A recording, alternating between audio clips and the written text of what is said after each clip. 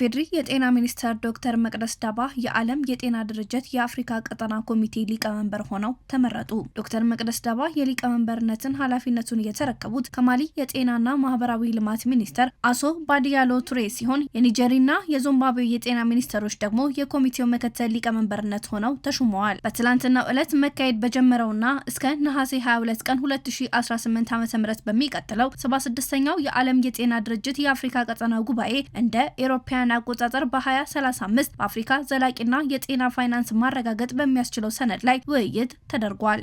በተጨማሪም በዚሁ ዓመት የሰው ኃይል እጥረትን ለመቅረፍ ባለሙያዎች ስልጠና ላይ ትኩረት ማድረግ እንደሚገባ ተመላክቷል።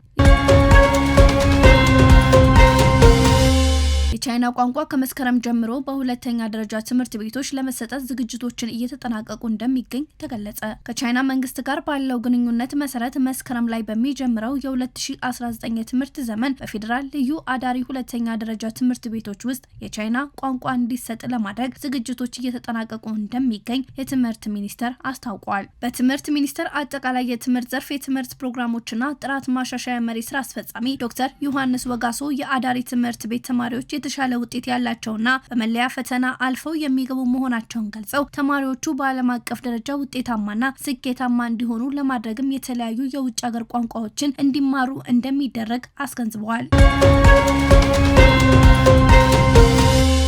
ኢትዮጵያና አሜሪካ በመከላከያና ደህንነት መስኮች ሁለንተናዊ ስትራቴጂካዊ ትብብር ለመመስረት ከስምምነት ላይ ደርሰዋል። በቅርቡ በዋሽንግተን ዲሲ የፔንታጎን መስሪያ ቤት በተካሄደው ከፍተኛ ደረጃ ያለው ወታደራዊ ውይይት በስተጀርባ አሜሪካ ከኢትዮጵያ ጋር ያለትን ግንኙነት እንደገና ለማደስና ለማስፋፋት የያዘችው ስትራቴጂካዊ ፍላጎት ይገኛል። እንደ ፈርስት ፖስት አፍሪካ ትንሰራ ከሆነ ይህ የትራምፕ አስተዳደር አዲስ እንቅስቃሴ ተራ የሁለትዮሽ ግንኙነት ሳይሆን ዋሽንግተን በታላቁ የምስራቅ አፍሪካና ቀይ ባህር ቀጠና ላይ ተጽዕኖን መልሳ ለማረጋገጥ ያቀደችው ሰፊ ዓለም አቀፋዊ የቼዝ ጨዋታ አካል መሆኑን አመላክተዋል። በአሜሪካና በኢትዮጵያ መካከል እየተካሄደ ያለው ይህ ስትራቴጂካዊ መቀራረብ የሚያሳዩ አራት ዋና ዋና አምዶችን በመግለጽ በግልጽ አስቀምጧል። የወታደራዊና የመከላከያ አጋርነት አዲስ ምዕራፍ እንደ ኢሮፓያን አቆጣጠር ነሐሴ 19ና 20 በፔንታጎን በተደረገው ስብሰባ በሜጀር ጀነራል ተሾመ ገመቹ የተመራው የኢትዮጵያ ልዑክ ቡድን ከአሜሪካ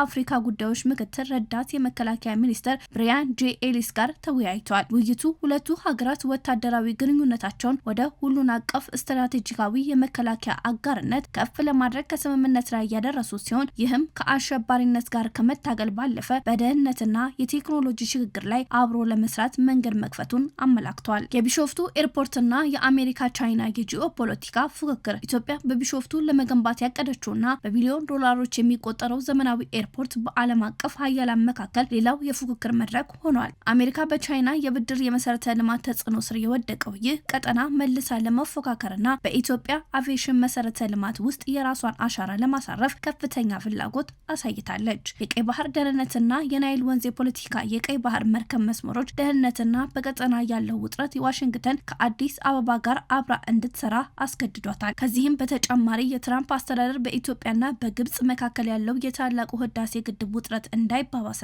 ቀጠናዊ ዘላቂነት እንዲጠበቅ ዲፕሎማሲያዊ ጥረቶችን እንደገና ለመጀመር ፍላጎት ማሳየቱን በትንተናው ተመልክቷል። ይህ አዲሱ የፔንታጎን ስምምነት አሜሪካ ከኢትዮጵያ ጋር በነበራት ግንኙነት ላይ የነበሩ የቆዩ ታሪኮቿን በመተው ኢትዮጵያ በምስራቅ አፍሪካ ቀጠና የደህንነትና የኢኮኖሚ መረጋጋት ዋና ማዕከል አድርጋ ማየት መጀመሯን የሚያሳይ ትልቅ ዲፕሎማሲያዊ ውሳኔ ነው ሲል ፈርስት ፖስት አፍሪካ በሰራው ትንታኔ አመላክቷል።